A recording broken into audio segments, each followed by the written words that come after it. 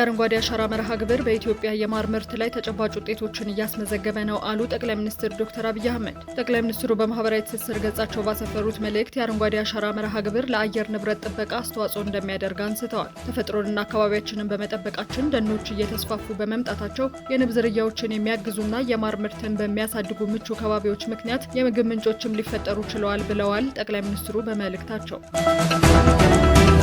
ኢትዮጵያ ከኒውዚላንድ ጋር የሁለትዮሽ የገበያ ዕድል ፕሮቶኮል ተፈራረመች። በጄኔቫ በሚገኘው የዓለም የንግድ ድርጅት ዋና መስሪያ ቤት በተካሄደው በዚህ የፊርማ ስነ ስርዓት ኢትዮጵያ የዓለም የንግድ ድርጅት አባል ለመሆን ለምታደርገው ሂደት ትልቅ ምዕራፍ መሆኑ ተገልጿል። ስምምነቱ በሁለቱ ሀገራት መካከል ያለውን ኢኮኖሚያዊ ትብብር ለማጠናከር እንዲሁም ግልጽና በሕግ ላይ የተመሰረተ ሁለገብ የንግድ ስርዓትን ለመደገፍ ያለውን የጋራ ቁርጠኝነት የሚያሳይ መሆኑ ተገልጿል። አምባሳደር ኬለር ኬሊ በበኩላቸው ኢትዮጵያ የዓለም የንግድ ድርጅት አባል እንድትሆን ኒውዚላንድ የምታደርገውን ድጋፍ እንደምታጠናክር አረጋግጠዋል።